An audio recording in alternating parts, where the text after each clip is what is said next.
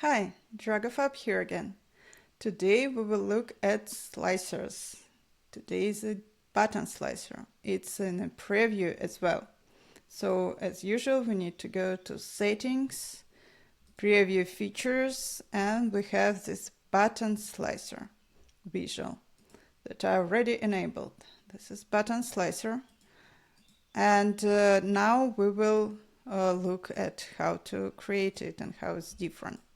So if we go to normal slicer and add the same values, we can see that, yes, I can choose one or another, but it's not as nice when you have just a few options. Button slicer is way nicer looking. But here we can see that what's going on, but I can't really make it the size I want.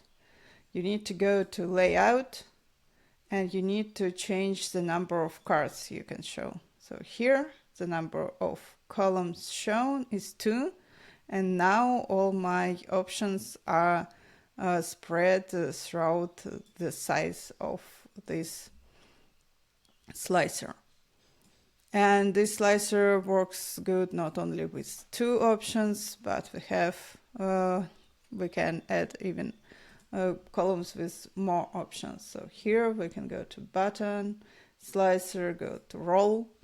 And initially I don't really like this layout, and for my page it makes more sense to have single row.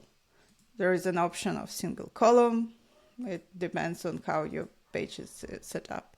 So we have single row, and we can get it to the maximum number of different options that we have, and then we don't need to scroll anything, and all our buttons are fit in our slicer.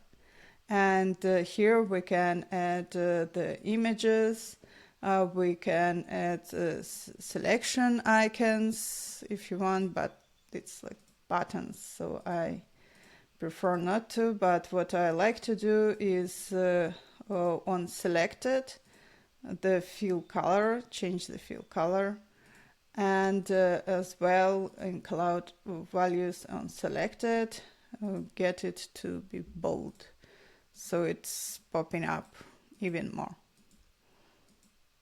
And as well for the layout, you can have not only cards, but you can have tables. And the difference is that cards are separated and the table is it's close together. And also with the cards and tables, we can change the scroll.